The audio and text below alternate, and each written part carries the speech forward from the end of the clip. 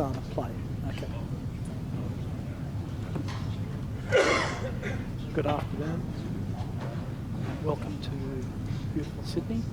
We've got the final of the Oceania 2016 Billiards between Joe Minici and Todd Hayward, both Sydney players.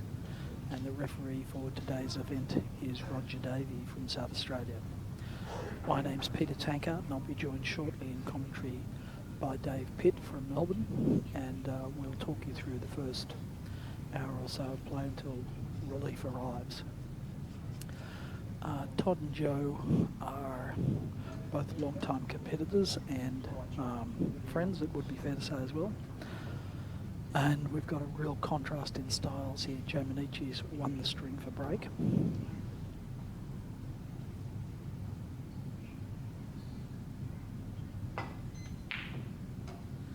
And in typical Joe attacking fashion, he's gone for a double ball break. In billiards, you can't shoot backwards, so Todd can't attack that yellow ball in the balk area, but he can play at the red because Joe failed to get it into the protection of balk. Now you've got a short Jenny here from Todd to go into the middle pocket and leave a red pot. And Todd will probably screw back off this and look for position to go in off the yellow ball. So pot into the side pocket, small screw back.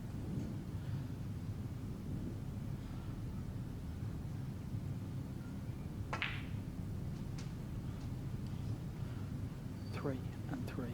So he scores 3 for each red pot, red in off, and now he'll score 2 for going in off this yellow if successful. Unsuccessful. These are tight tables. These are the new World Snooker and World Billiards approved Shender tables and IBSF. It's and the templates for these are very, very tightly pocketed.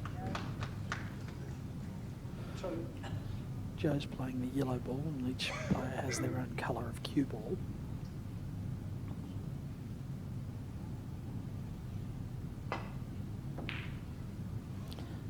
Typical Minici creative shot.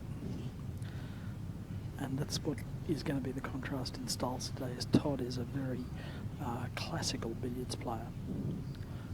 Classically coached, and he'll be playing a lot of the standard shots well. Joe will be doing that, but he'll also be going, as he typically does, for the shots that excite him. He rather likes entertaining himself while he's playing billiards.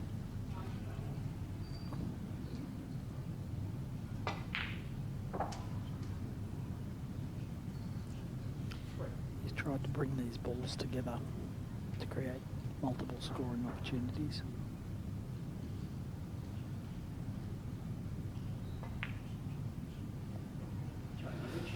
Just slipped by. These new cloths on the cushion rails are slippery, so the ball actually slides a little more than you might expect.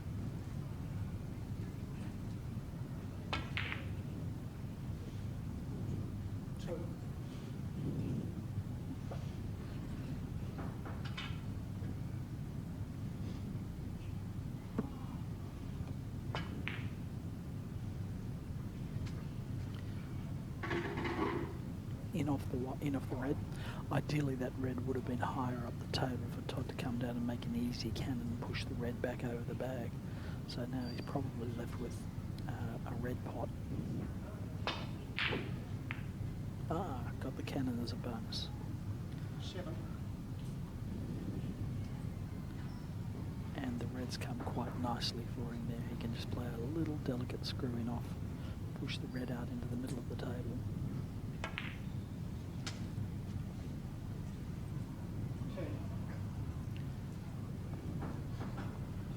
Choice of 2 else here. He's choosing the red, and he'll have 1 of 2 strategies here: either bring the red back to roughly where it is, or leave it close to the yellow to come down and play a cannon.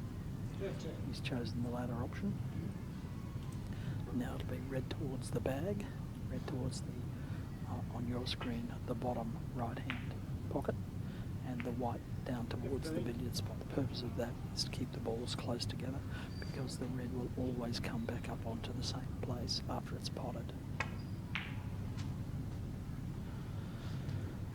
So he's intentionally come low on that one so that he can now play a cannon, and in doing so push the red back over the opposite corner pocket. 20. It is notoriously difficult to commentate billiards because unlike snooker, it's not exactly formulaic. It's a very creative game where each of the players will see the shot somewhat differently and each of them will play to their strengths. It's particularly difficult to commentate Joe Minici because nobody's got much of an idea of what's going on in Joe's head. He's so creative and he invents shots that perhaps the rest of us don't see.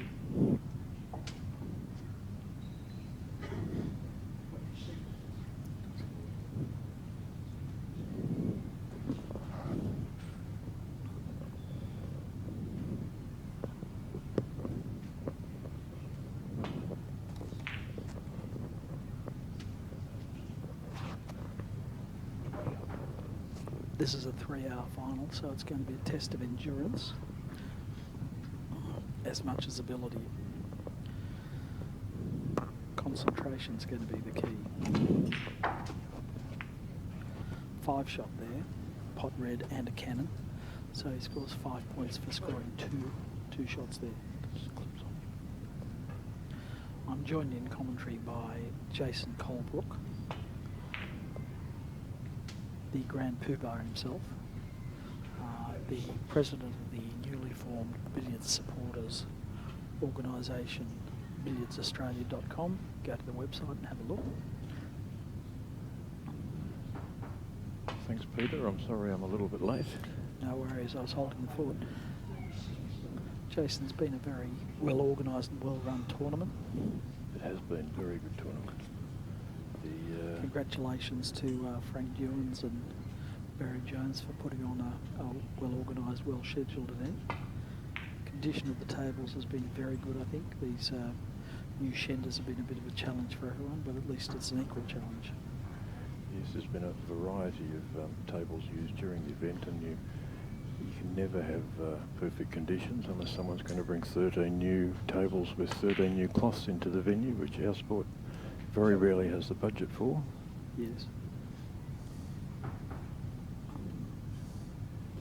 You watched the semi-finals this morning. Did you glean anything from that about who's going to perform well today? The scores were remarkably close in the 2 semi-finals. Joe scored 10 points more than Todd in his winning his semi, and the 2 losing players, there was only 14 between their scores, so they're Really? remarkably close. Although Joe had that very big 234 break. Yeah, that was a beauty. Uncharacteristic miss from Todd there.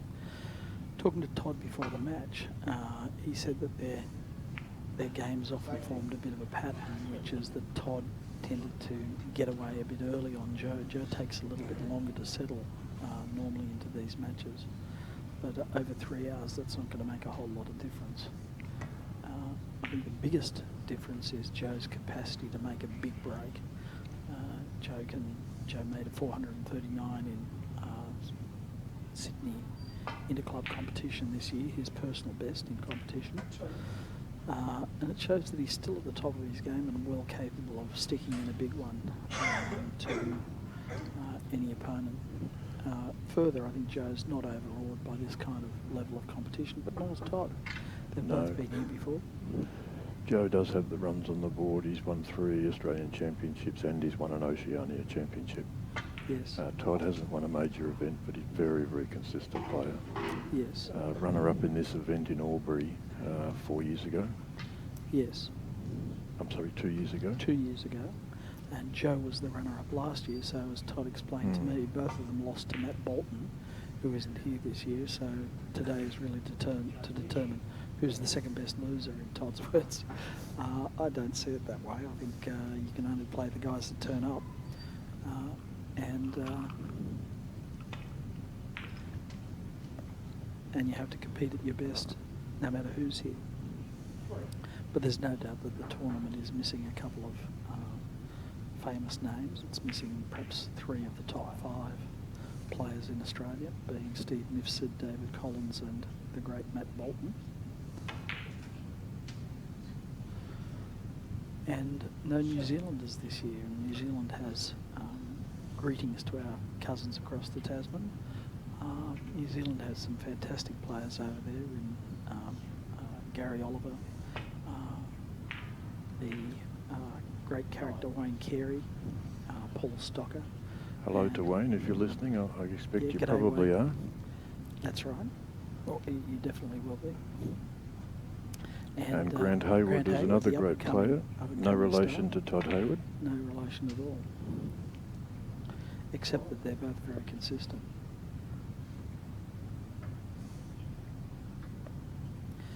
"10 minutes in and Joe's only got 10 on the board. A characteristic slow start for Joe. Joe usually wins matches in the middle period. He tends to tire a little at the end once he's got the runs on the board, but he'll settle in, get used to the cloth. This could be nice. Kick the white down, no, just misses it. I'll sit in the jaws, dropped in. Ooh, that's bad luck. If it had sat in the jaws, of course he had an easy shot next, but now he has to be a bit creative, so he's going to hit the red and try and come off 2 cushions behind the yellow and knock it back out into the middle of the table. Probably try and paste the red over the opposite middle pocket. No, he's given that quite a good solid hit. Yeah, and it's slipped by, hasn't it? I think he caught the red a bit full, didn't he?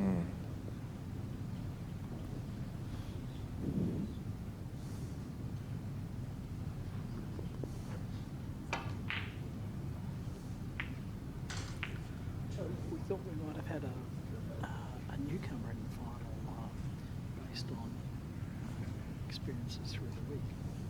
Young Ryan Thompson from Victoria, fabulous cubist and diabolical potter.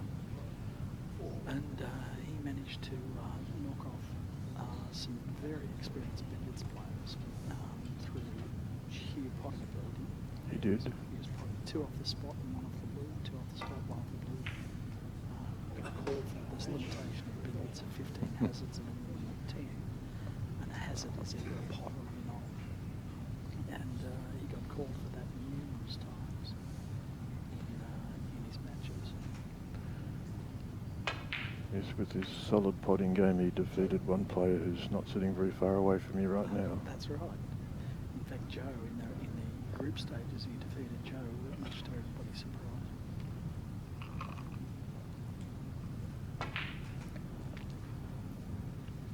And we're hoping that's a bit of an encouragement for other aspiring young snooker players to get involved in the beautiful game of billiards.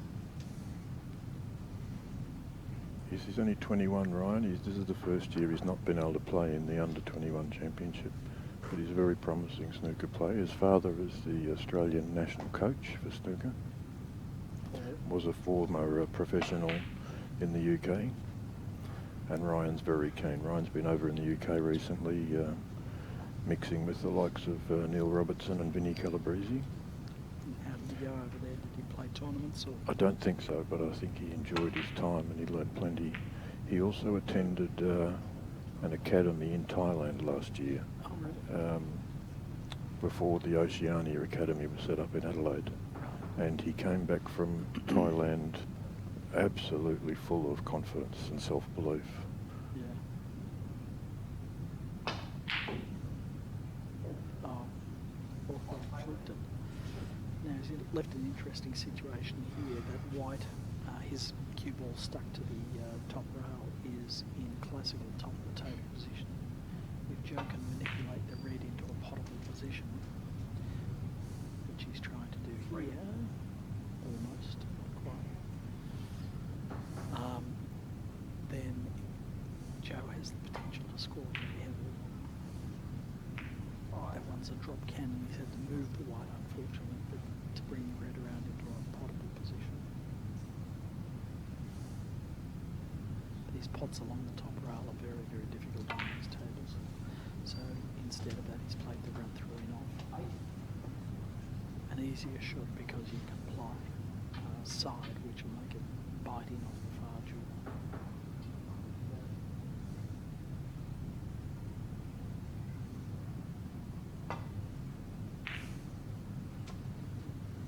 I think that might be Joe's lucky shirt. He's worn that shirt in a lot of finals that I've seen.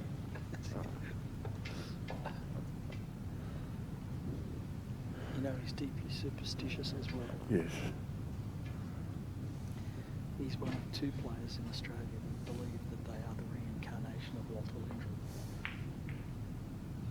They both can't be right. We know at least one of them is wrong. But Joe was born the year that Walter died, so that's his claim to fame.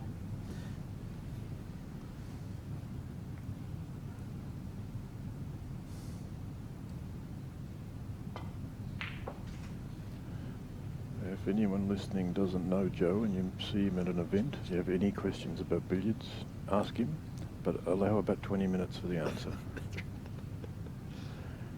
He's a deep thinker. And a big talker. Correct.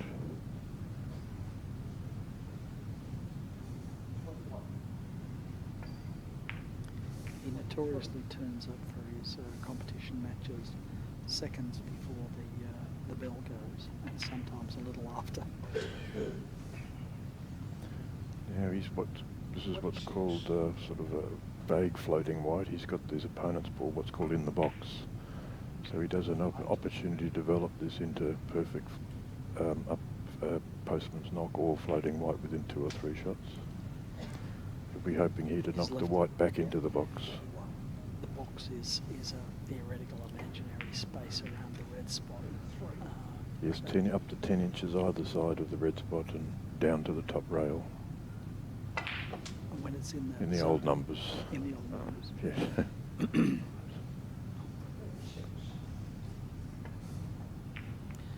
This is top of the table. This is Joe's area that he's going to score most heavily in. Really, probably the aspect of the game that where he shades Todd. Todd's a classical all-round player, but hasn't really specialised in scoring heavily at top. But these days, this is one of the forms of the game which has developed into a scoring bonanza for the players with the skill and talent to hold them in this position. Much harder than it looks. Very, very difficult. Yes, there are players that can compete at state level without being able to play top of the table, but you cannot compete at national or international level without being able to play top of the table. Yeah.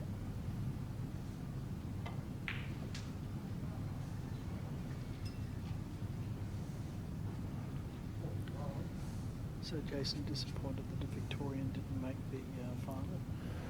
A little disappointed, but... disappointed that it wasn't you, I imagine. Yes.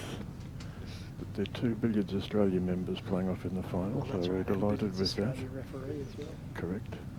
So it's all good.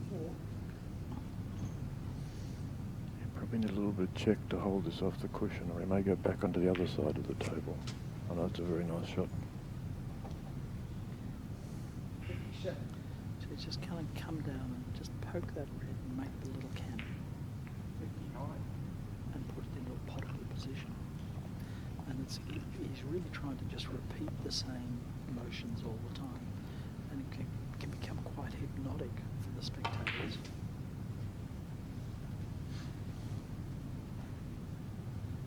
But to the player, each one of these shots is full of finesse and delicacy. So he's come up high of that potting line so that he can now drop down onto the cannon and push the red over the bag.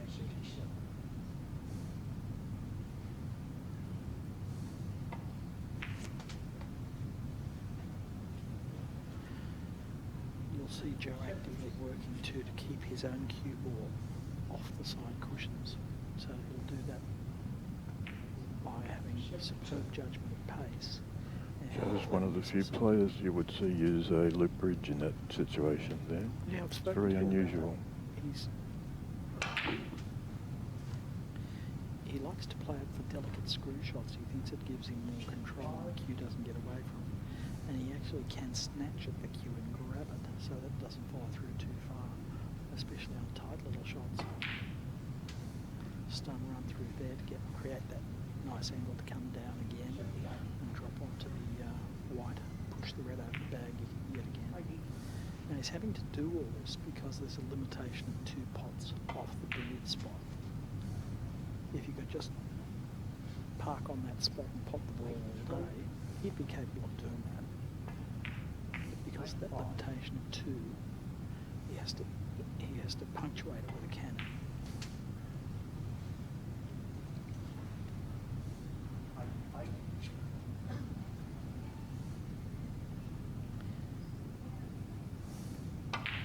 If he does make 2 pots off the billiard spot, the ball's placed on the middle spot, what snooker players might call the blue spot. This is a very interesting part of the game for his opponent as well.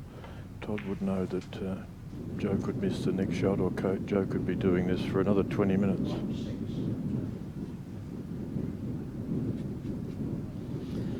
That last shot was what they call a postman's knock.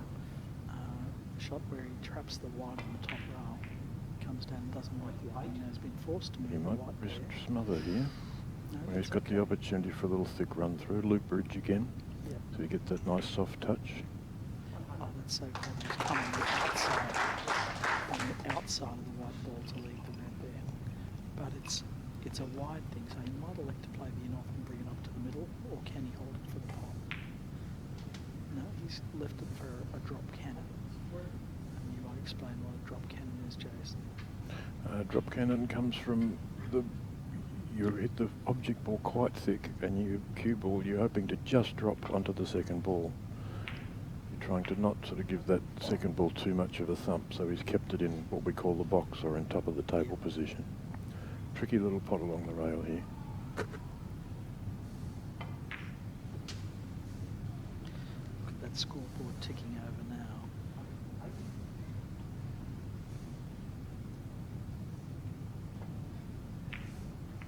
Joe came to the table with not very many on the board, and he's now 54 points in front of Todd. And Todd predicted exactly this kind of procession to the match, where he would get away, and in fact he said, I'll get 70 or 80 in front before Joe finds his rhythm. And according to Todd, the next phase of the game is now where they trade blows for a while. And Todd stays a little behind Joe and then tries to catch him at the very end.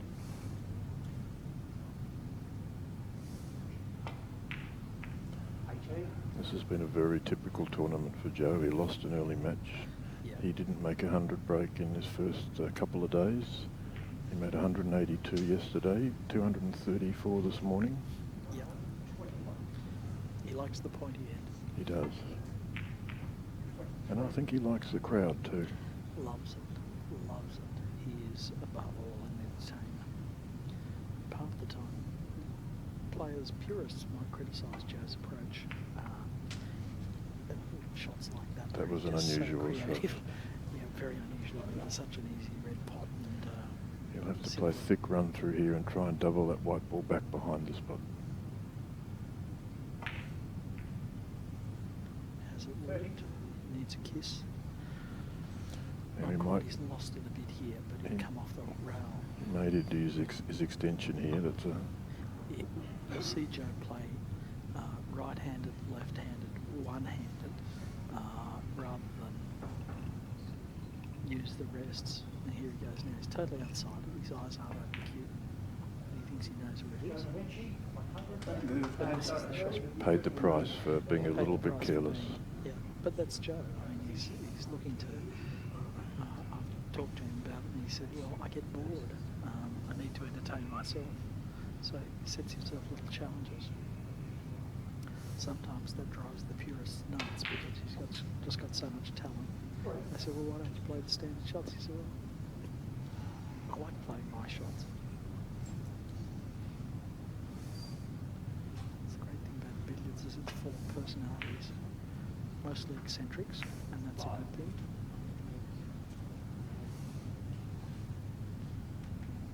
I was saying last night, Jason, over a drink, that I think the game suits obsessive compulsives by nature. It does.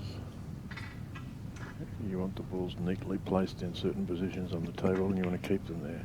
Yeah. Not like snooker where you can have the balls all over the table and it's quite messy. Yeah. Now can Todd force in off this red? Yes, he can. Todd has a lot of cue power. No, he did it easily. Did that sound like a double kiss? Check. Don't think so. Be nice.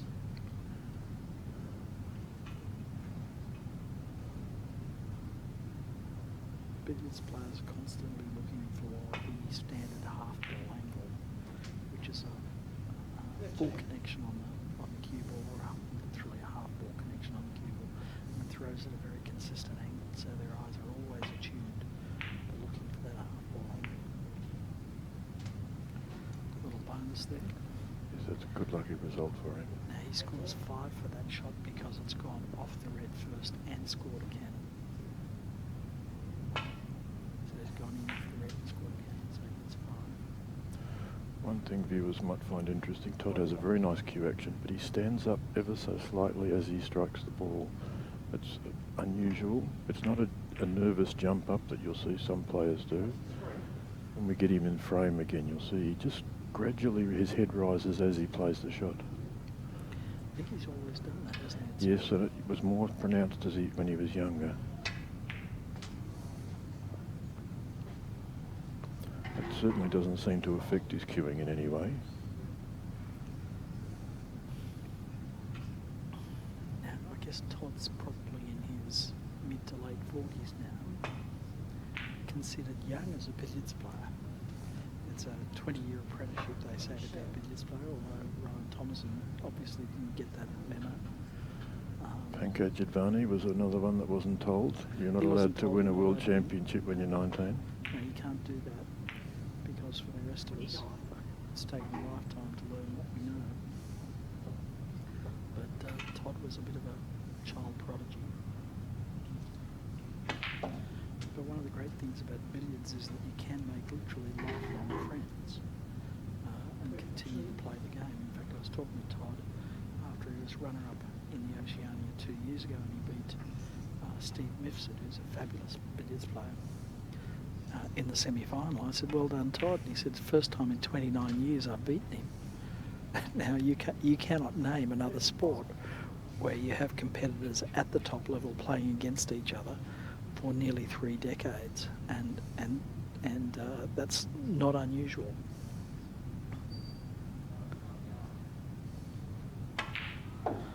Bob Marshall from Western Australia won national titles at billiards 51 years apart. In fact, he won a national title in every decade from the 1930s to the 1980s. Isn't that There extraordinary? wasn't a single decade where he didn't win a national title. Isn't that extraordinary? Came out of retirement, I think, to win his last one, didn't He did, and was runner-up at 76 years of age, and was runner-up in the world title that year to Geetsetti. he? Yes.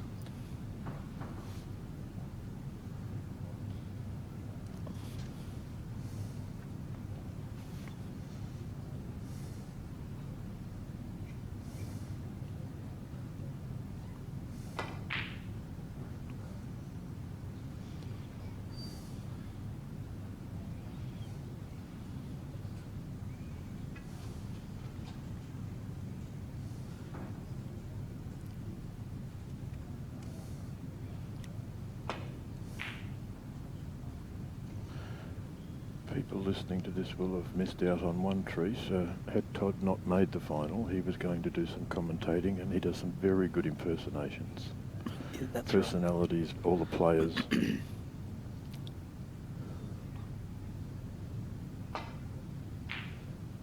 That's a great pot. Joe, of course, these days is spending more time playing snooker than he is playing billiards. He comes from a billiards background, but he finds that he can make a better living playing snooker. So while billiards is his first love and his passion, financial needs have dictated that he focus on snooker in the last 12 months, or last several years really. But he's such a good potter. He's won an Australian Masters and Australian Open snooker I'm talking about now. Countless New South Wales titles, New South Wales Masters. He's Several national ranking snooker events. several national ranking snooker Now events. he's left that down near the pyramid spot. He'll play a drop cannon here. The pyramid spot is what snooker players might think of as the pink spot, but the official name is the pyramid spot. What you might call the black spot is the billiard spot. And it's located in a very strange place on the table. It's located exactly 12 3/4 inches from the top cushion. Why 12 3/4 inches?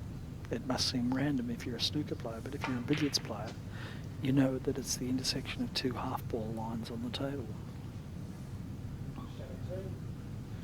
I think here he'll flick across the outside of the white ball. Well, no, he hasn't done that. He's played underneath the white ball. I think your shot was the right one. Now what's he left here, Jason? I think he'll play the cross loser. He may play the cannon, push the white up towards the magic circle, but I think he'll play the cross loser. But with Joe, you just don't know. That shot's called a cross loser. It's sometimes called the 9 shot. He's had the pot red in the corner, 6 points for the 3 more points for that in off, and now he's got another 3 points there, so that's 9 fairly simple points for the one little process. Now he's trying to leave a cannon here. Beginners are often taught to every time the 9 shot comes up, take it. It's Yep. 9 easy points, very hard to make a mess of it.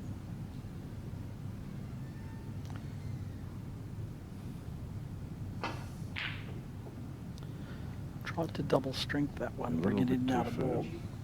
And on these new cloths, as soon as you hit them over a certain threshold of speed, they just jump wide. The ball skids on the slippery new cloth. Nice little cushion first in off from Todd. What's he left? I think he'll play the red to white cannon, or to yellow cannon. Red over the bag? I like to see players playing this off the side rail, but he doesn't look like he's spotting up that way. No, he has done it that way. That way you take the risk out of accidentally potting the yellow ball. Yes. He's very And unlucky also where his get the cue yellow. ball is finished. Is he angled there? He looks like he is angled. That's very unlucky. He may have a screw cannon. Angled is a jaw snooker. All these things have real names. There was really nothing much to shoot at there.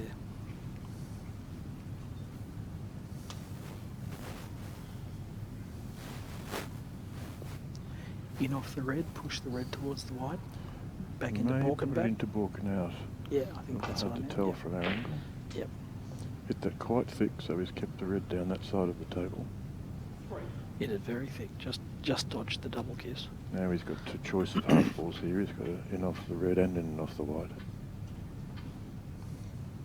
Why would he play the red first? There's a possibility that he'll bring the red around for a drop cannon if he doesn't bring the red up over the middle pocket. Ooh, uncharacteristic miss.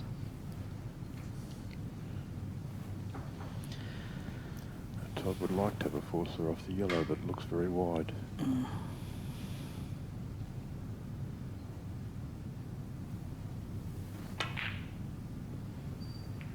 That's a nice shot. That is a nice shot. Brought the Look at them red down, regathering. gather with the yellow. That's a very nice shot.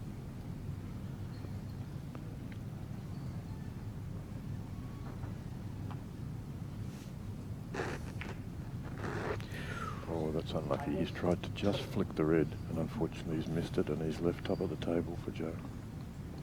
That could be an expensive miss. That will be a very expensive miss if things go the normal way.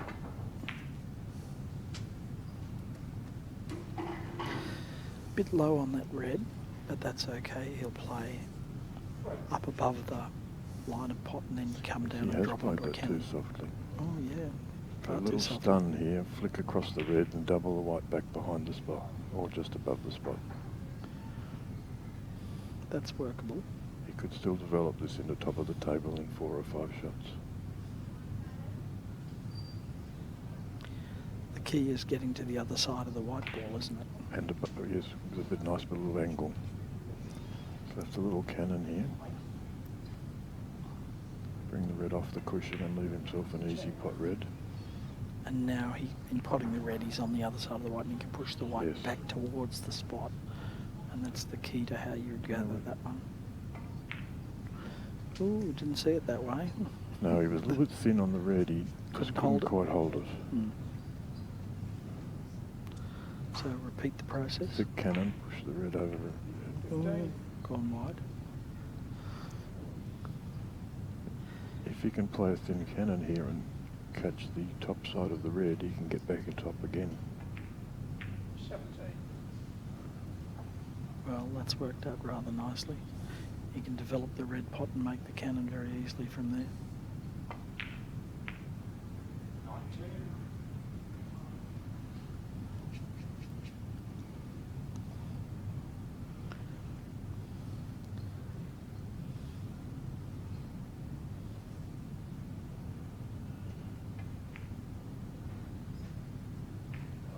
Lovely shot.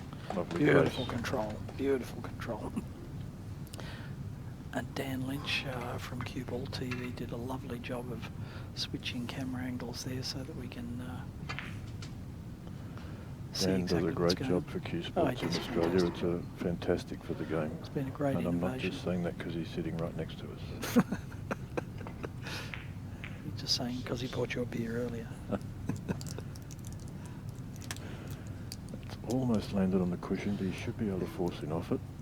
You can if you thrash at that ball, the red actually compresses into the cushion and creates an escape path for the yellow.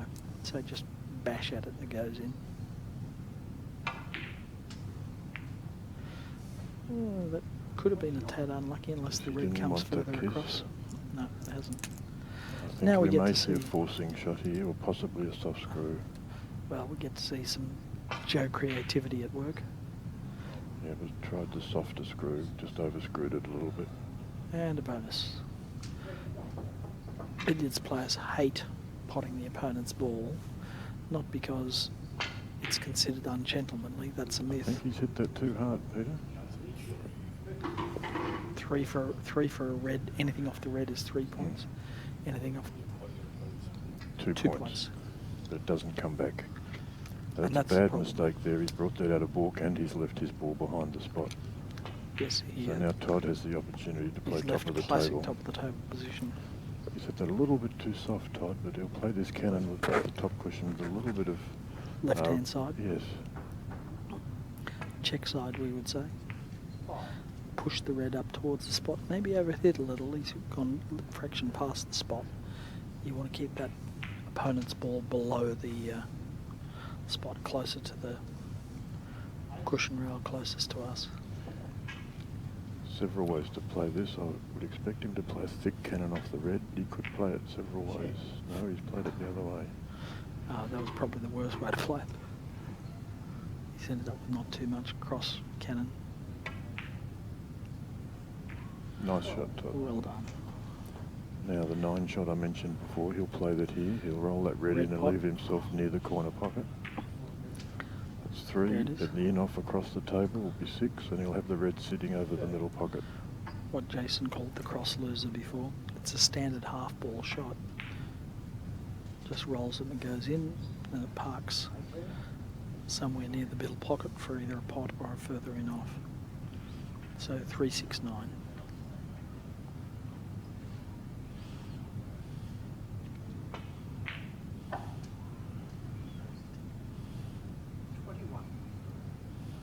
He didn't want to drop that red down there for a drop cannon because the yellow ball's too close to the cushion. So he's just brought it next to the yellow for a little cannon. Wants to get that yellow ball off the cushion and into play. Well, he's done that. He'll pop red in the middle and he may have a chance for a little screw cannon to get to top. Although Todd's a fairly running through. conservative player, he may leave himself a loser instead. Yeah. A loser is in fact, it's an unfortunate name, but it's a losing hazard. And it's basically what we might call these days an in-off.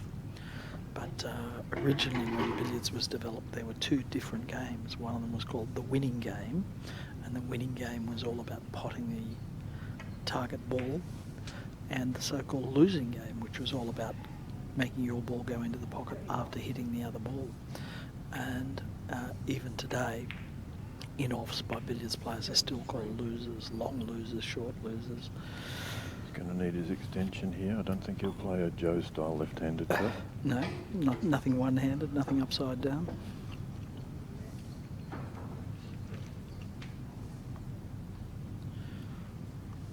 Todd's just so steady. You rarely see him put in a bad performance. He's very, very reliable and a very, very nice guy. Delightful company, as so many of the billiards players are. If you are looking at Todd in between shots, sitting waiting for his turn, you would not know whether he's winning or losing. He's absolutely completely relaxed.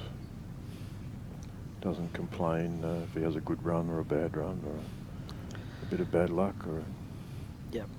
Very nice bloke. Yep. Product of the university's billiards program back in the 70s and 80s.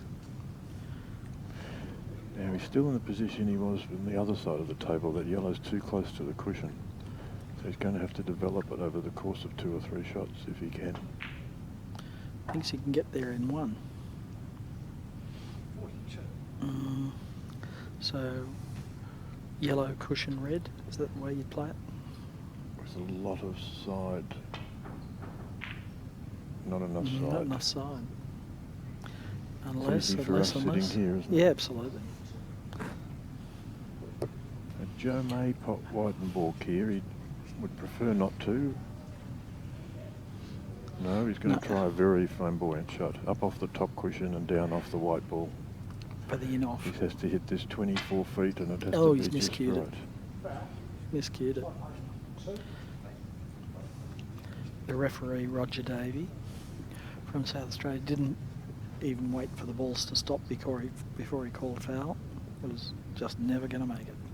Now this is the standard setup position whenever there's a foul, or the option. Players have the option of respotting the balls. The opponent's ball goes on the middle spot, the cue ball goes in hand, that is in the balk area, and the red ball goes onto the billiard spot. The usual response is to try and bring that opponent's ball back towards the middle pocket for a further in-off. Cannon here, Jason? Yes, cannon off the top cushion. Try not to move the yellow too much. Oh, just you like barely that. moved it at all. Great shot. I can't tell if he's got the thin cannon on or whether he has to play this thick as a run through. No, he had to play a thick run through. Probably stun the red, leave himself a pot red back in the other direction. And when he rolls this red in, he should have a cannon back from the red to the yellow. So he needs to He may leave the 9 shot, but I don't think he will here. No. So you can see he's always got an eye for position 2 or 3 shots ahead. He didn't need to do that there, did he? No, it was a little unusual. He went for that was a 5 shot. Now, because he's made the cannon, it doesn't count as a pot off the spot. So he still has 2 pots off the spot if he wants. Now there's a little tricky here. You'll have to hit this very firmly, the red, and run round off a couple of cushions with running side on the cue ball. To get up to the middle spot? Yep, there you go. Because that's where the ball is spotted after 2 spots. 2 pots off the spot. He's got 2 options here. He can run through over to the other middle pocket, or he can run through to where he can play cannon from the yellow to the red. He's looking at the cannon angle, isn't he? I think he is. The opponent's ball isn't in optimal position there. If it was further up the table, away from us as we look at it, it would be more likely to come around to the I think this is a better option. Unless he's got it the angle to go in off the yellow. But I think he'll be forcing off the red. No, he does. He's left himself the angle to get off the yellows. This could be very nice. Is he playing the cannon? Playing the cannon by the looks of it. It's going to push the yellow dangerously close. Dangerous shot to push the yellow down into the jaws. Well, it may be dangerous for you and me. Perhaps he's got better control. Well, I know he's got better control than me. Everybody does. Going to play the 9 shot again. He's not quite on the line though, is he? He's just going to hit that This will tad be thin. fine with these new Slippery slidey slidey cushions. Won't need to do too much to that. Oh, he's put a bit of running side on it and it didn't really need it. Either that, Jason, or I was right. Could be, yeah. That it was a bit wide. Screw in off the white ball. Joe knows he's got an easy in off the red to follow this, so just delicate little screw. Pushes the white back out in the middle of the table from where he can score lots of in-offs. Only about 20 the difference after 45 minutes play, so this game is still wide open. Absolutely. And exactly as Todd said, That's their not a matches very run. good shot. No. He's underhit that by a long way. Yeah. He needed to be more in the centre of the table where he can get in off the ball.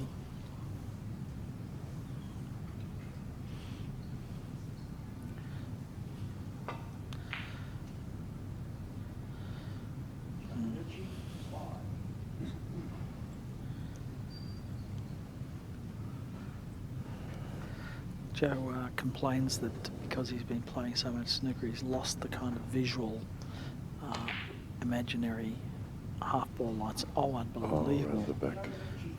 Unbelievable it could slip through there. So about 20 points in it, Jace, nothing at all. No.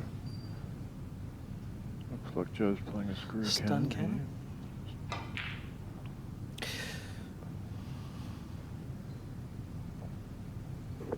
Very difficult to do on these cloths where they're throwing at a different angle than what you're used to.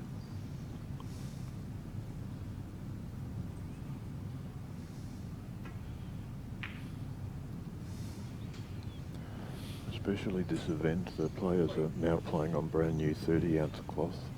The earlier matches in the other room are on 5-month-old 32-ounce cloth, so it's quite difficult to get judge your stun and screw shots when you have moved from one type of cloth to another. That's nice, ridden right over the back, but unfortunately in doing so he's lost the opponent's ball. So now he really has to think about how he can recover that other ball into play. That's a beautiful pace shot. Yeah. That is very difficult to do. Whenever you come off a ball that's very close to the cushion, it's very difficult to judge the pace.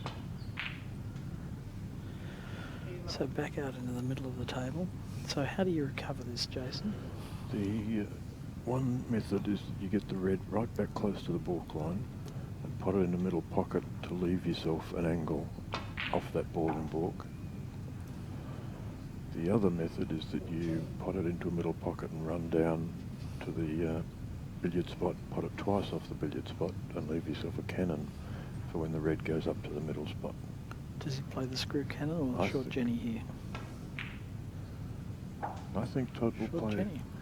Now Todd is going to look now and see if he can put that red in the middle and get the angle to go in off the yellow ball. So he's looking to leave his own cue ball on the half ball angle off the Yes. yellow into the corner pocket, which is top left as we look at it.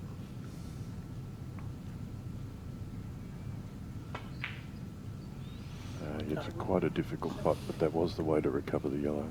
Yeah. Always difficult for the opponent too when he comes to the table and he's frozen onto the onto that cushion. Oh, this is clever. Great shot. Got an answer for everything, Joe, hasn't he? He does.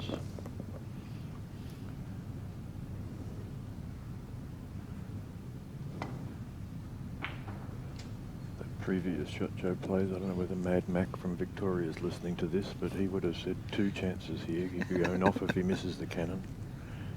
3 chances because he might have made the cannon off the side cushion as well. Yes. Now a little drop cannon, he'll only want to move the white ball 6 or 8 inches, drop the red down towards the corner pocket.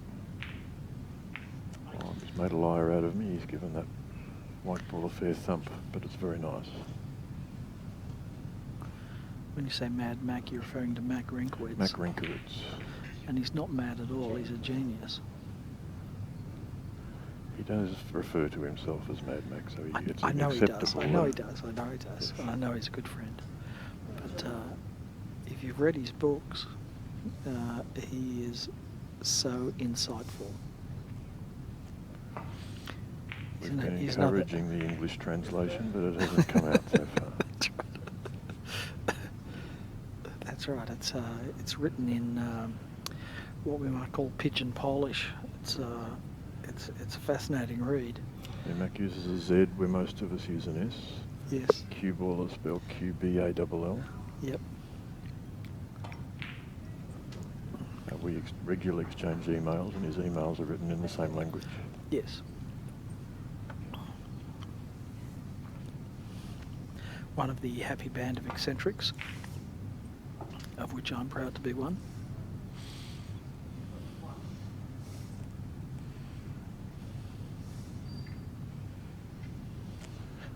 Now Joe will be working around here to try and recover that white ball.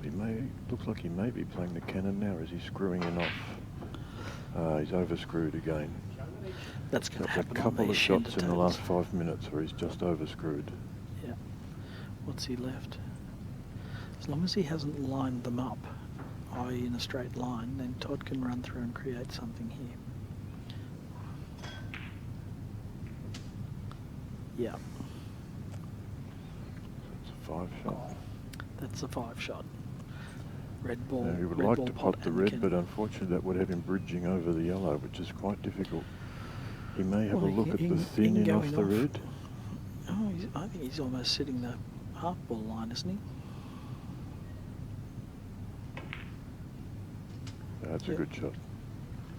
That's a lovely You're shot. obviously a better judge than me, Peter. I thought that looked thin from this angle.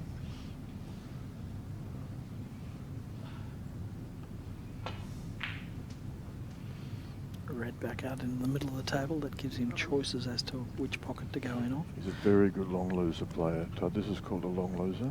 Yep. Where he'll play a loser off the object ball somewhere near the middle of the table, go in off in a top pocket, bring the red round off 2 or even 3 cushions. 1, 2. Fortunately, this time we haven't got the commentator's kiss of death. He's made the shot. Well, billiards is notoriously hard to commentate, and as far as Joe's concerned, quite impossible. Now this is a drop cannon. He could end up with all 3 balls in the box here after this.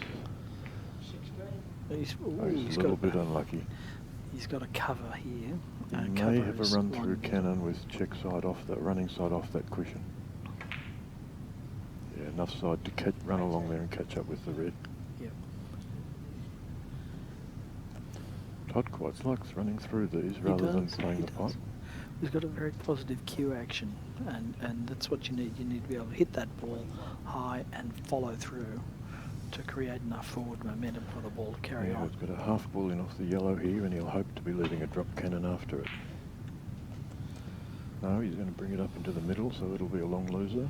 So it keeps going, and he might have a middle pocket loser. He's just looking now to see whether he can get off in the middle.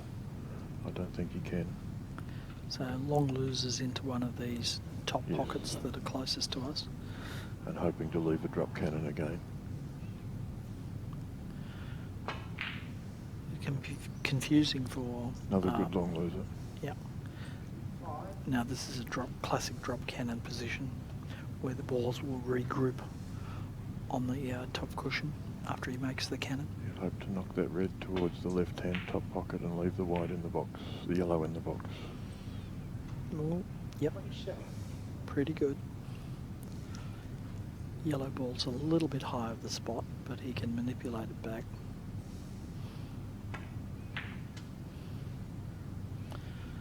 Might be choosing in off the yellow here to create another. Oh, I don't think he can get there. I think he'll have to play a cannon. Play the run through cannon, push the red back over the other side of the table.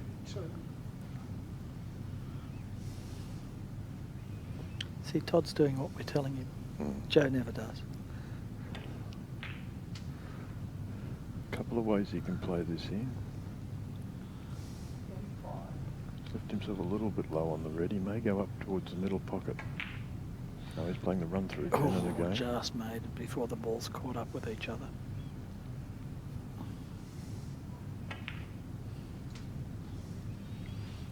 Now he's left another drop cannon, so the balls will regather again on the top rail. This is a short drop cannon.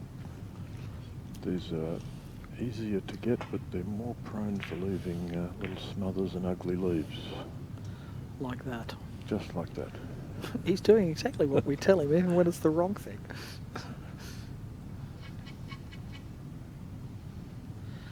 Yes, the real problem with the yellow being too low is that it doesn't come all the way around to the spot. Yes, always underhit that. Yeah. Well, the balls were very close together and he was nervous about a double kiss, I think. I Now, don't know whether the run-through double kiss cannon is on, and a thin He's cannon looking at is that. extremely difficult. he might play a 2-cushion cannon. No, he's going for the long stuff, so he thinks that he can make a double kiss cannon here. So what he'd be hoping to do is make the red hit the white ball, bump the white off the cushion, come back up and meet his ball. He'll need to He play may with loads screw of in off the left-hand red. side, won't he? It's a He very could screw difficult off the shot. He may screw in off the red. We never know. But it would be sure to be entertained. I'm a little surprised if you look at cannon across the table, just cushion first. No. Is he going for the thin cannon? Oh, it would be a tough thin cannon with the long rest. Very difficult shot. Yeah, very difficult shot. But he's such a good cueist.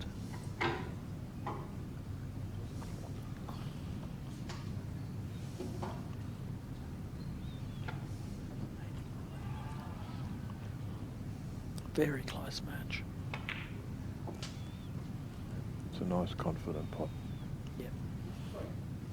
Very difficult. He may run up the other side of the red here and leave a cannon from red to yellow next shot. Now he's had to come back the same side of the table. So now the red will go up onto the middle spot if he pots it again.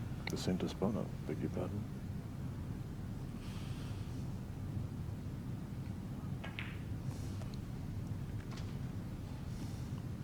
Little short on that one. He's going to be coming the wrong way now. He needed to be on the balk end of that red ball so that he could come down the table again. Sometimes here you'll see a player will leave a cannon from yellow top cushion to the red after he pots the red in the middle. No, he hasn't done that. He's going to play the cannon red, top cushion yellow. This one always has a dodgy leave, I think. He played one earlier and tried to push the red down into balk. The usual thing's to try and leave it over the middle. Just like that.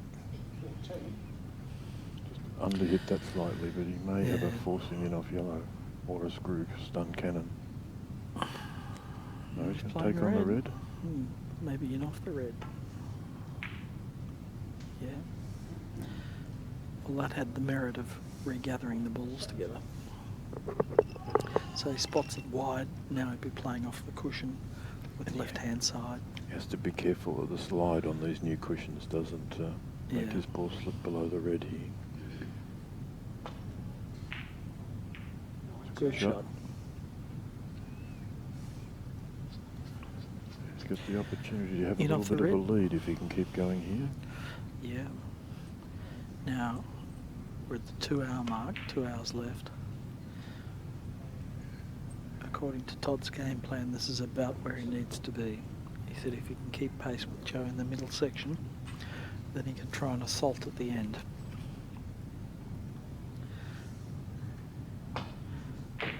Joe has by far the better tournament record of the two. But Todd's been playing so well. And he's so modest. He was saying yesterday he couldn't believe that he'd made the semi. Now he's made the final. And he's actually leading the final. Because he doesn't consider that he's been playing very well. But he had a very tough group and he won all his matches. So yeah, for those of us who've been on the receiving end, it's he's looked fine. Another 9 shot. Yep. 3 for that red pot. Now the cross loser. Push it up over the middle bag. Make the pot or the in off. 3, 6.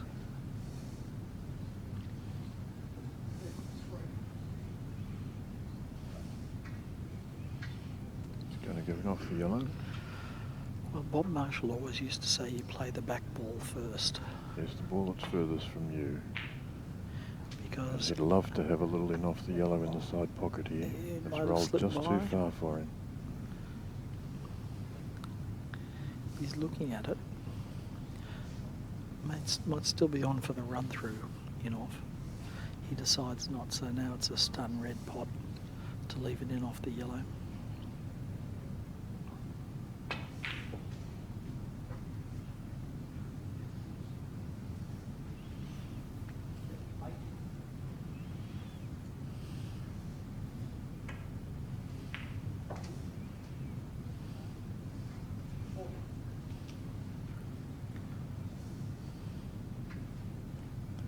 Thin in off in the middle pocket. Is he going to leave a drop cannon from a thin in off? That's the plan. Oh, he said it too thin. Very But you missable, can- those shots. Yeah, but you can see the position was Yes, drop it cannon would have been nice position. for him. Yep.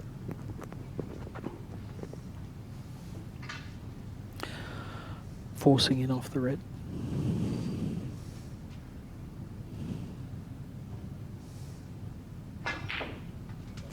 That's a good shot. It's very hard with the rest. With the rest to get the cue power. By hitting the balls harder, they actually throw wider. The ball actually travels on the tangent line of the original connection for just a little bit longer. Look at the side he's playing on that. Why is he doing that? No, he's not. 6 shot. Ooh. He played the in off there, but got the pot. And Joe, I believe, calls that shot a pair A of pair of trousers. pants. If both, Yeah. If they both balls go have in, gone in. that's right. Both legs go in. It's a That's pair of an pants. expression that's more or less unique to Joe, but it's Yeah. catching on. Yeah. But we all know what he means when he says it. Tricky shot here. It's a very thin pot. Now Joe's been surprisingly quiet in this match. Usually, Lovely pot. what a great pot. Usually he commentates his own match as he's playing it. And he'll often shout out a book reference for a certain shot as he's about to play it. In the round robin matches, he was in the middle of the break when he shouted out, Riso Levy, 1920, referring to a book and the date of publication before he played the shot. Not at all unusual. reliably informed that it was actually 1927. I believe it was 1927. I've got a copy of that book. But I don't like to correct Joe. He's more likely to be right than me. That was a difficult long pot, Red.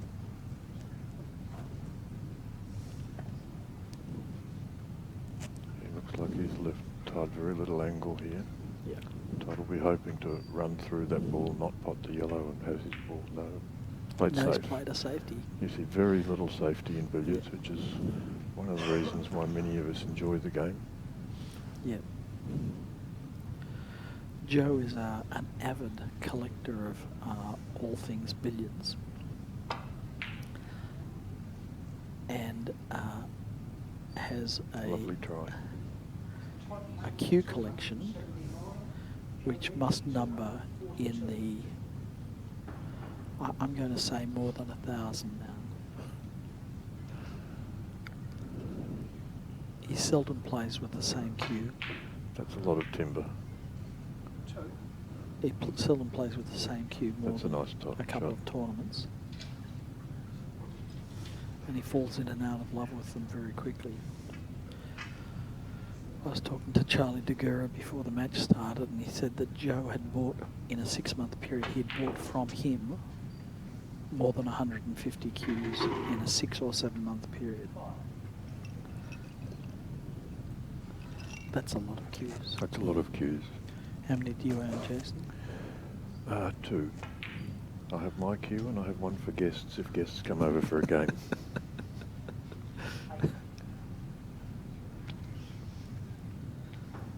You clearly don't have enough cues. No. And the guest cue still has the factory tip on it because I don't want my guests to go too well. Well, absolutely. I mean, they're guests, for heaven's sake. They can't expect to come to your house and win. Tough shot, that one, Very where the balls tough are so shot. close together. Very hard to read the angle. often with these He in-offs. played that quite quickly too, Todd. Yeah. I hope he's not getting a little tense, because he did play that shot quite quickly. He's got no reason to be tense. He's Sometimes 50 when in you front. see a player play quickly, it is a sign of tension. Although Todd's not normally that type of guy.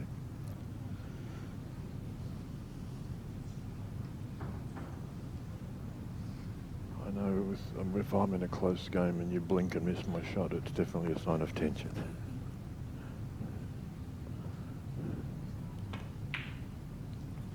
Nice shot. He may go in off the red in one side pocket and drive it up and down to the yellow, or he may go straight to the cannon. Difficult to get a good leave out of this shot. It's a tricky one. Easy shot to make, but it can go wrong. Oh, he hasn't gone there. Very conservative. Yep. Very conservative. So he's got another cross loser. There's a forcer. He'll have to put the red up and down into balk. And he'll be hoping this red comes up somewhere near the pyramid spot. And it's well and truly done that. Now from there he can bring the red up either side of the table, but you would expect him to bring it up the side of the table where the yellow is.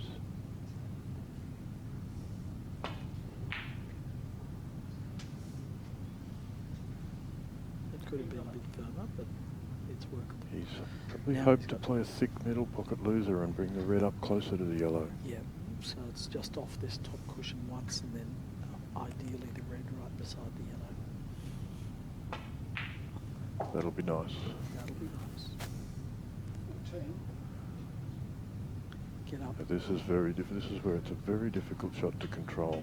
All the balls are close together. It looks easy, but it's very difficult to develop this. Yeah. We used to call that death in two. Definitely. Well, let's see if Todd's still going in 3 shots time. I love it.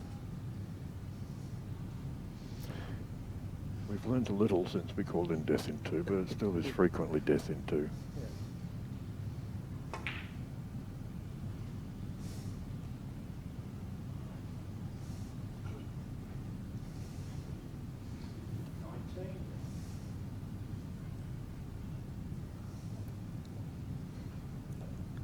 So Tough death pot. in two, he misses this one, Jace. That's correct. There we You're go. a fine judge. Death in You're a two. fine judge. Hayward, 19. Joe will play a screw cannon here. He'll have to push that red towards the pocket, but not accidentally pot it. It's a nice shot. Nice contact, and he's pushed the white behind the spot. That's a very good shot. Yes. Very attacking billiard shot. Wow. Watching Joe is a little bit like waiting for an explosion. You think that any minute he's just going to unleash a 200 break. Now he'll put the red in the middle and come back down for top of the table. It's a crucial start of the stage of the game. 70 behind, but he could make a big break here. I think that Perfect. just touched the jaw on the way in there. He would say he's just used all the pocket. 10. He's chipped that white up off the cushion, which gives him the opportunity of playing floating white, where he gets behind that ball for the cannon sometimes. 9 shot, he left himself no angle on the red there. So he really just had to stun it in, didn't he? Touch of running side on that one just to throw it a little wider.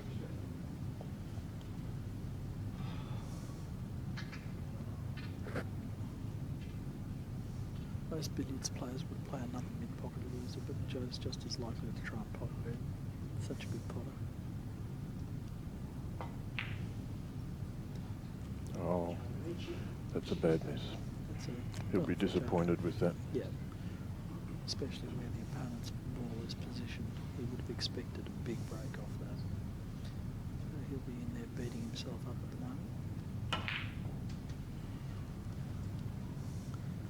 And when you're sitting out between shots, this is an interesting stage, because Joe will just be aware he's let a golden opportunity slip by. So every point Todd makes here, Joe will be aware that They were his. they've been gifted to Todd. Oh, Oh, that's ugly. don't know whether he has a little that a cannon cover? here or whether he has to put it. It looks like he's got a little cannon from yellow to red. Again, not easy. So delicate.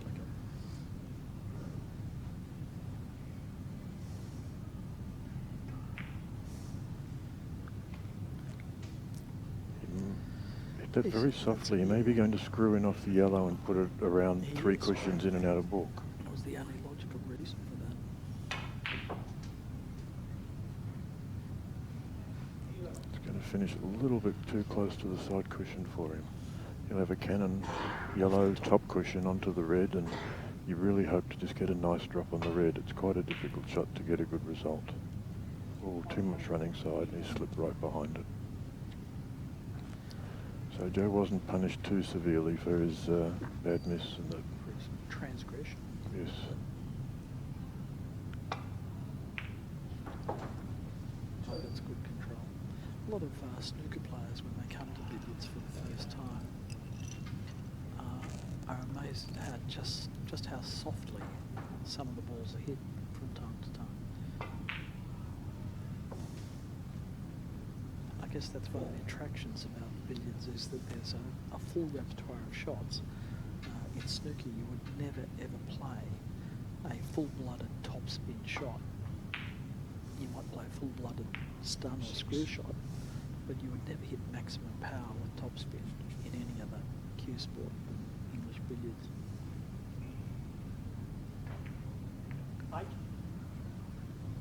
But then the other end of the scale, sometimes the touch is so delicate, it's like feather touch. This is one of those. So Joe's just keeping the balls together here and scoring 2 points each time with each cannon.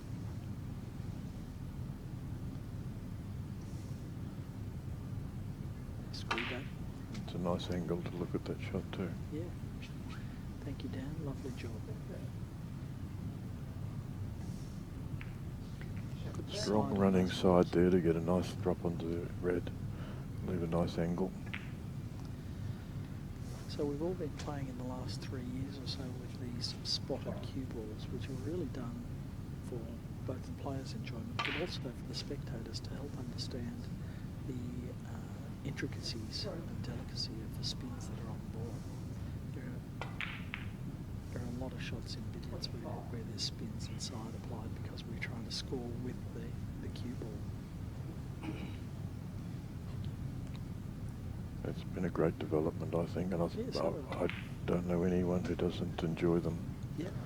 The traditionalists were shocked for about a week, and then everybody loved it. Yes, that's right. And I play in a league, as do you, I believe, where there's a very wide range of abilities of the players. And the less skilled players are able to see what the more skilled players are doing with the cue ball, because they can see the spin on All the it. secrets are revealed, aren't they? What does he play here? A thin cannon across the table and back to the red, I think. You're right. Just like that. Oh, that's a great shot. May leave the 9 shot here, or he may pop up for another pot red. Pot red, I'll bet. Or he's left a cannon red to hit white. Red over the corner. Make the cannon.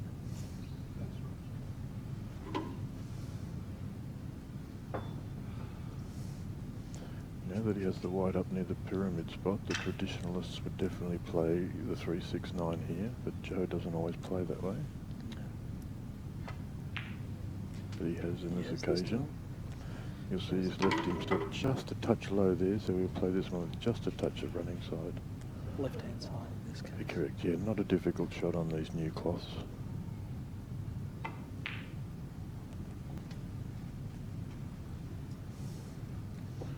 Come right across the table with that one. Choice of pockets here that he can play into.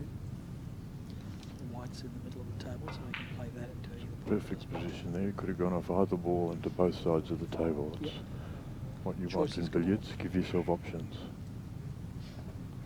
So now does he play in off the white? I think he's going to play the drop cannon. I think he's going to have strong running side on this. It's just wide. Oh, look at that side. Wow. You can see that cue ball was spinning for 2 or 3 seconds Yes, after yes, the yes. shot was over. Once it was stationary, still spinning on the spot. before. He's tried to hit that thick to keep it up that side of the table, and he's run through it.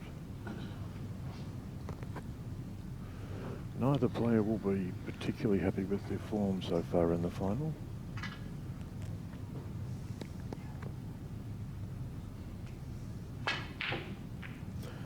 Sometimes close finals can have a way of doing that, of flattening out the peaks and troughs of the game, and Yeah. it can become an arm wrestle. Having said that, the scoreboard continues to tick over. They're both in the 300s, so they've hardly been asleep on the job, but there's not been a really big break yet, or a constant scoring. And this is a style that's actually going to suit Todd, because I think he's just a little bit more steady.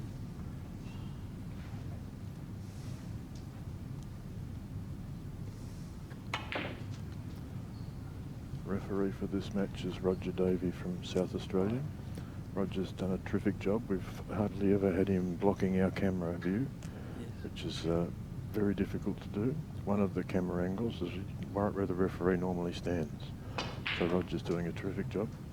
He actually asked that we don't mention him by name because his wife doesn't know he's here. I said that we would say it's David Collins from behind with the same haircut. Yeah, you'll have to forgive me, Roger. I didn't know. David, I think He does an enormous amount of work for the sport he does. He's a lovely and guy. loves the game. Loves the game. Would eat a billiard ball.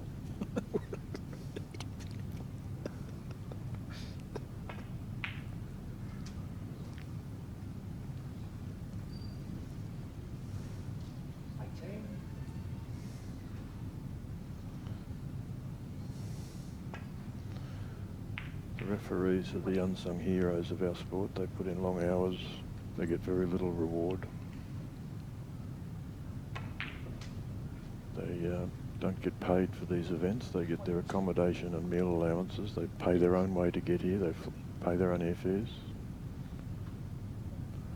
They're a tight-knit fraternity, the referees. They all enjoy getting together for a meal and a chat at events. And the worst thing about it, really, is that the very best referees are quite invisible. So it's almost like That's you right. don't know they've been there.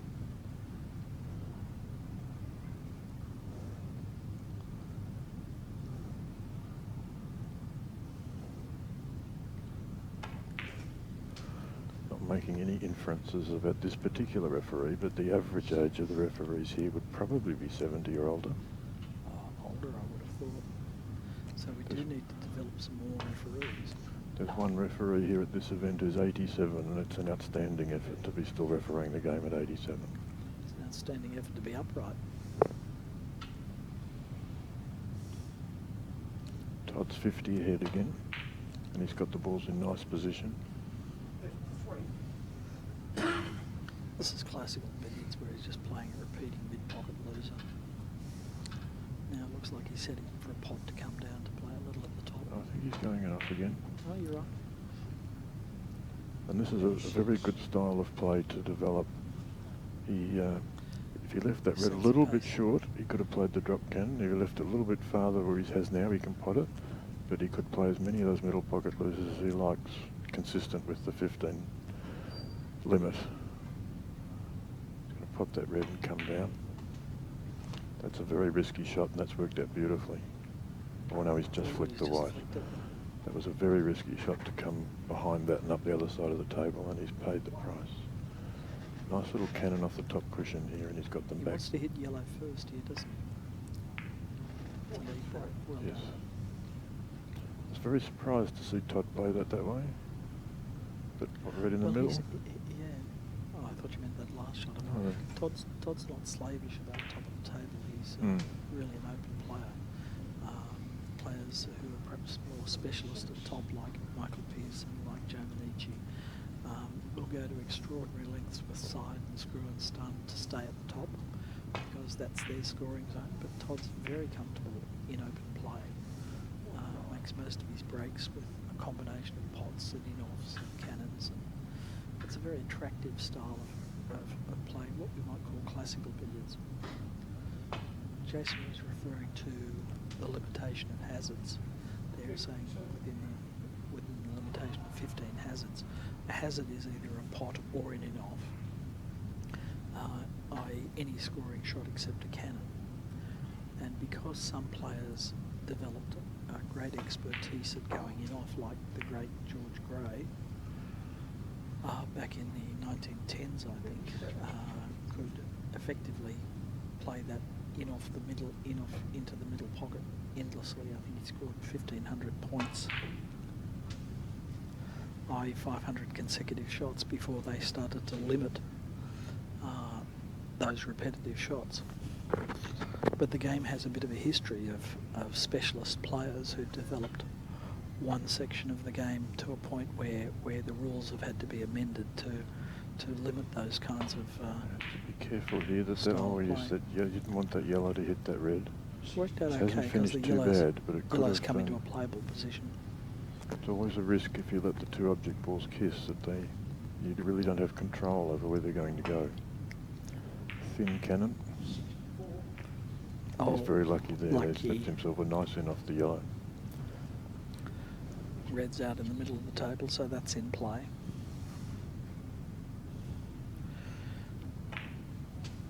Todd could be 100 in front at the end of this.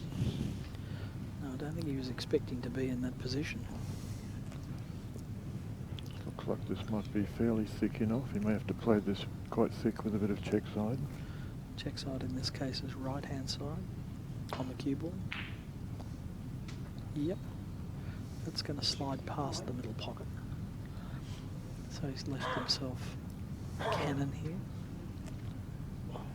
Some people play this to double the red over the middle. Some play it quite firm to send it off a couple of cushions. Todd's played that to try and double the red over the middle pocket. He may also have a cannon from the yellow to the red. It's a bit hard to tell. Much easier shot. The cannon's much easier given where his cue ball is. He can't see the edge of his own cue ball. So he's come on the underside of that. It's a nice shot, nice pace. He's left himself a screw in off the red. Yep. Put the red up and down the table, or he can put it. Oh, he's got a nice in off that one as well. That would be even better because then he's back in hand with the red over the middle bag. Now he wants that ideally to stop in the middle. It's drifted past that.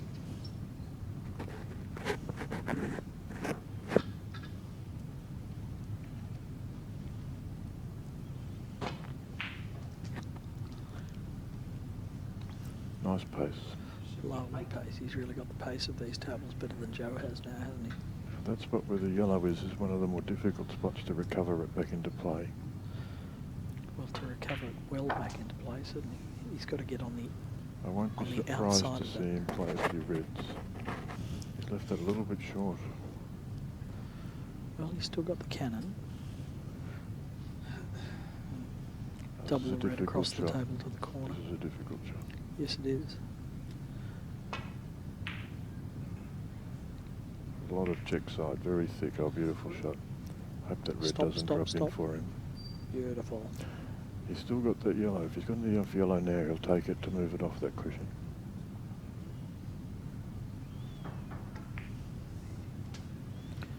Now that's the safe play. You'll see a lot of players will hit that hard, try and bring it up over the middle pocket, but there's very little margin for error in that shot.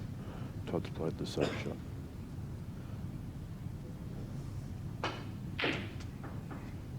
A lot of topspin on that. Yep.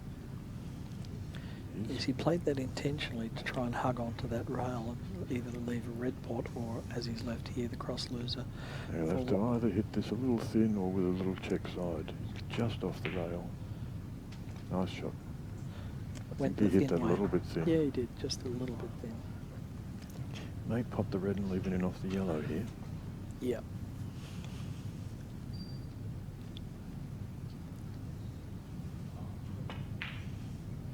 Oh, Todd. Oh, that's very surprising. That was a surprising miss. He's looked so reliable. He was right in the zone there. He's now 109 ahead, which is the biggest margin in this match so far. Yep. That usually spurs Joe on to responding. Now, there's a characteristic cue wave from Joe when you'll see he's at the top. And he likes but because of our camera angles here today, the referee won't be standing on the top rail. But typically on top of the table, the referee will have his belt buckle touching the top rail of the billiard table and just lean across and pluck balls out and replace them on the spot. And Joe, when he's playing top, and he's really in the zone, pushes his cue through and then waves it over the referee's head to prepare for the next shot. It's like a flourish. It's Just like underhit that a little, so he'll hope to play a short Jenny here. This is a shot that's played with a lot of, in this case, right-hand side. and watch the ball curl towards the pocket and snap in off the far jaw. Very nice. Lovely. 10. Still quite close to the balk line, so it's quite an admissible pot. Snooker player like Joe, you wouldn't expect him to miss this, but Yes, I mean, he does have to hit this with some authority.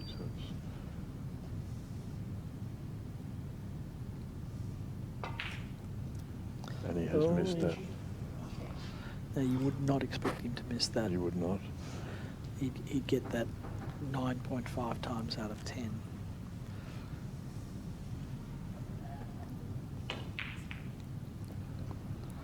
It's a 3-hour match. I'm assuming they'll be taking a break at 1.5 hours, so we've got about 6 minutes left in this session. Screw cannon. And a red pot, so 5-point shot there. I don't know whether he's got a thinning off the yellow here or not. It's very hard to tell from If this he hasn't, angle. he hasn't got much else. I don't think he's got any choice. Tough shot, tough shot. Good cueing needed. Lovely shot. Great cueing. Lovely shot. Thinnest of contacts. Cannon from white to yellow probably here. He'll have to be, unless he's got a thinning off the yellow Thin in the enough middle. to leave drop cannon. So it's quite firm. Yeah, come down too far for the drop cannon. So in off the yellow ball now. And he'll be hoping the yellow doesn't kiss the red. He'll be hoping, no, he's too much danger of them kissing, so I think he's going to play yellow to red cannon. Yep. Risk is dropping the yellow into the pocket. He's landed too thick on the red there. Instead of chipping it towards the pocket, so now he has to screw in off the red. Bring the red around towards the yellow. Difficult shot, missable shot.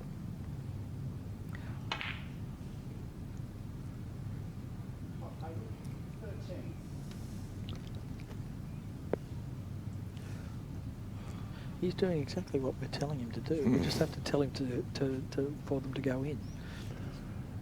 This is hard to tell from the angles. Probably a forcing it off. Well, it looks like in a the screw middle. pot. Or is he screwing the cannon? Screw pot. Yes, you're right.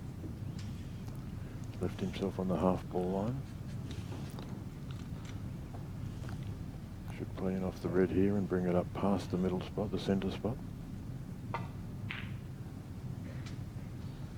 Get up. Or he's underhit that.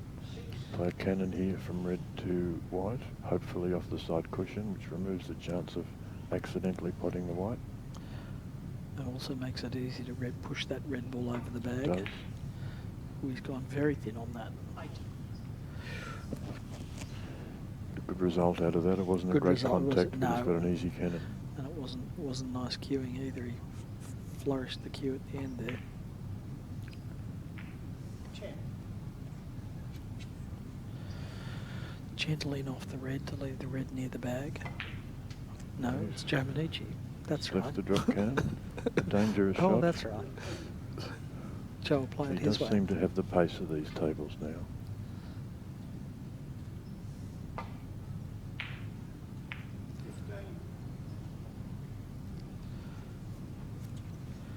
There are a couple of players that I just thoroughly enjoy watching, and I guess that the billiards world is kind of divided into two camps, and I might describe them as the precision players and the creatives.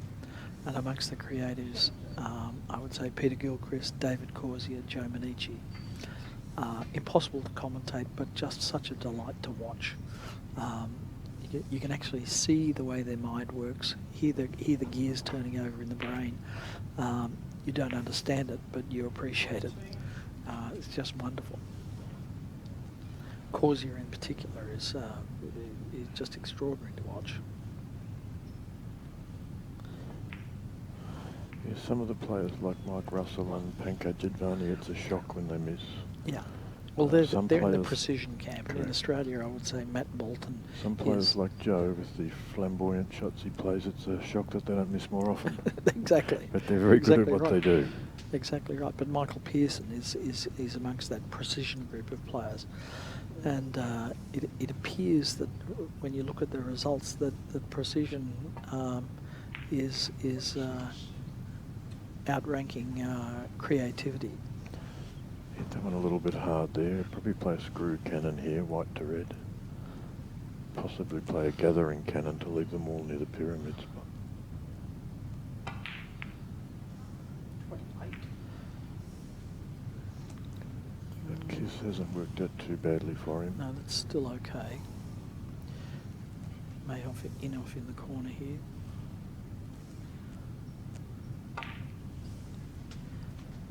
Now he's got the red into what we call the magic circle, which is that zone of the table where he's got a lot of choices of in-offs on either side.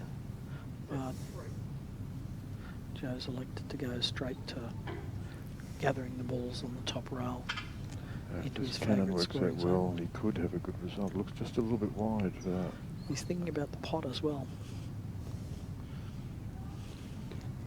Now he looks like he's shaping for the cannon.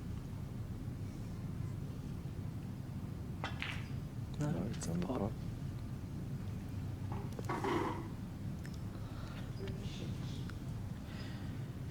Joe usually decides very quickly what he's going to play. And you'll see the pace that he moves around the table. He's very fast. He's got a little stutter step that jumps around the table. Whereas Todd moves at a steady pace. So he's stunned up to come down for the cannon. I think he was hoping to leave it off the white, but he may have overstunned. Got to be careful here. 41. So he's elected to hit that white very full so that he hasn't pushed it directly towards the pocket. Soft screw here to leave a drop cannon. No, he's put that up into the magic circle. Probably play him in off the white and then leave a drop cannon. So for the drop cannon, he'll want that white ball just on our side of the middle spot of the table. You'll see that Joe's wearing a black glove on his bridge hand. That's fairly humid in Sydney this week. Joe tends to wear the glove most of the time, and more players are wearing a glove these days.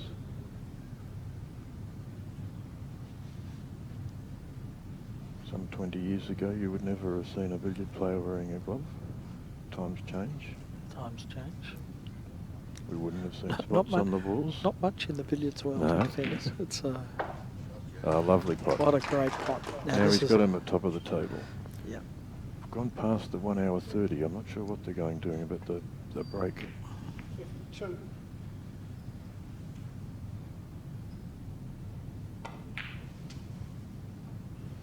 Sometimes rather than the clock going off, they just take a break when there's one player breaks down near the middle of the match.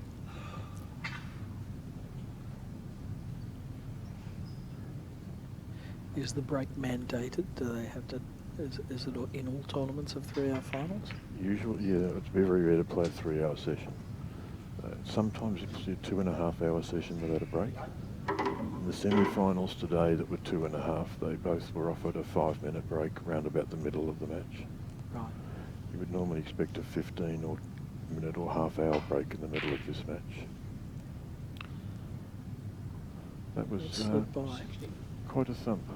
Yeah. Some of the spectators behind me were shocked at that shot.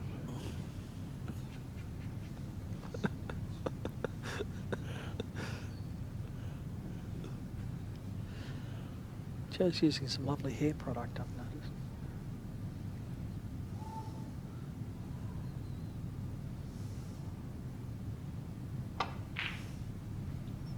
Very difficult shot. Thick run through against the nap, one of the most difficult shots in the game.